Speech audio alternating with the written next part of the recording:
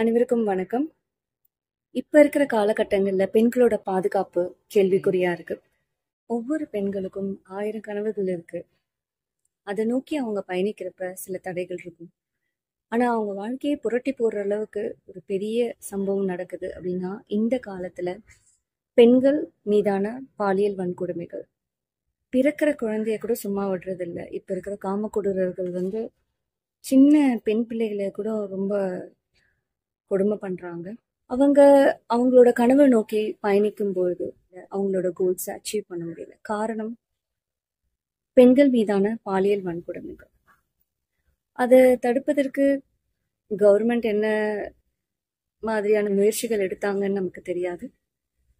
இப்போ கூட ரீசெண்டா பாண்டிச்சேரியில ஒரு சிறுமி, 9 வயது சிறுமி பாலியல் வன்கொடுமைகள் செய்யப்பட்டு கொல்லப்பட்டாங்க. இது எல்லாருக்கும் தெரியும். நிறைய பேர் போதைப் பொருளை தடுக்கணும் அப்படின்னாங்க. போதைப் பொருள் தடுக்கணும் அப்படின்னா முதல்ல அரசாங்கம் தடுக்கணும். அரசாங்கம் தான் மதுக்கடைகள் எல்லாம் வச்சுட்டு நடத்திட்டு இருக்காங்க. அவங்க எப்படி அதை தடுப்பாங்க? ஒரு நாள் 2 நாள் நீங்க ரோட்ல நின்று போராட்டம் பண்றதுனால இந்த விஷயம் மாறப்போறது கிடையாது.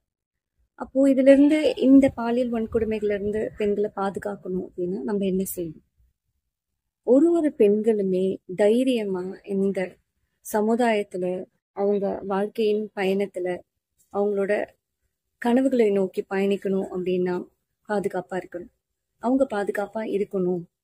யாரையும் நம்பாம வெளியில போறப்ப அவங்களே பாதுகாக்க முடியும் அப்படின்ற ஒரு சூழ்நிலை வரப்பதான் இந்த மாதிரி பாலியல் வன்கொடுமைகளும் தடுக்கப்படும்.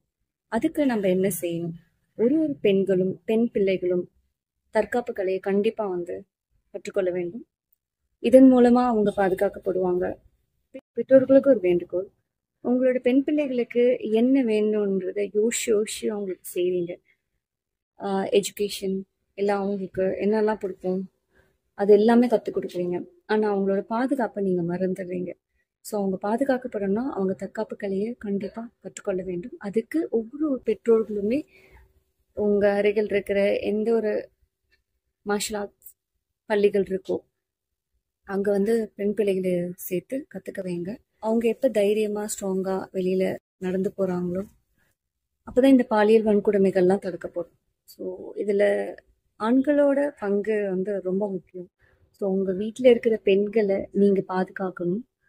இப்போ சில விஷயங்கள் இருக்கு. ஆண்கள்லாம் பயப்படுறாங்க. ஏன்னா பெண்கள்லாம் அந்த தற்காப்பு கலையை கற்றுக்கிட்டா நம்மள அடி நடிப்பாங்களோ அப்படின்ற ஒரு பயத்தினாலேயே அவங்க எதுவும் கற்றுக்க விடுறதுலையோ ஒன்றுமோன்னு ஒரு டவுட் எனக்கு. மேபி இருக்கலாம் சில பேர். ஆனால் உங்களோட வீட்டில் இருக்கிற பெண்கள், தங்கச்சி, அக்கா, அதுக்கப்புறம் அவங்களோட ஒய்ஃப் இருப்பாங்க, லவர் இருப்பாங்க, பக்கத்து வீட்டு பெண் குழந்தைகள் இருப்பாங்க, உங்க குழந்தை இருப்பாங்க. ஸோ அவங்கள பாதுகாப்பா இந்த உலகத்துல வாழணும் அப்படின்னா நீங்க அவங்களுக்கு சப்போர்ட் பண்ணுங்க. இந்த தற்காப்பு கலையை அவங்க கத்துக்கிறதுக்கு நீங்க எப்பயுமே அவங்களுக்கு உறுதுணையா இருக்கணும். சப்போர்ட் பண்ணுங்க, சொல்லுங்க, புரிய வைங்க. அப்பதான் அவங்களும் வெளியில பொறுப்பு பாதுகாப்பா இருக்க முடியும். எப்பயுமே நீங்க அவங்க பாதுகாப்பு கொடுத்துட்டே இருக்க முடியாது. ஒவ்வொரு பெற்றோர்களும் அவங்களோட பெண் பிள்ளைகளுக்கு எப்பயுமே பாதுகாப்பு கொடுத்துட்டு இருக்க முடியாது. அவங்க வாழ்க்கையை நோக்கி வெற்றி பயணத்துல போயிட்டு இருக்க வச்ச சில தடைகள் வந்தாலும் அவங்களோட கனவுகளை நோக்கி பயணிக்கிறப்ப அவங்க பாதுகாப்பா பயணிக்கணும். அதுக்கு ஒரு பெற்றோர்களும் தன்னோட பெண் பிள்ளைகளுக்கு தற்காப்பு கலையை கற்றுக் கொடுக்க வேண்டும். அதுக்கான வகுப்புகளையும் சேர்த்து விடுங்க. ஸோ நான் என்ன பண்றேன் அப்படின்னா, என்னை தேடி வர பெண் பிள்ளைகள், பெண்களுக்கெல்லாம் நான் தற்காப்பு கலை அண்ட் சிலம்பம்லாம் டீச் பண்ணிட்டு இருக்கேன்.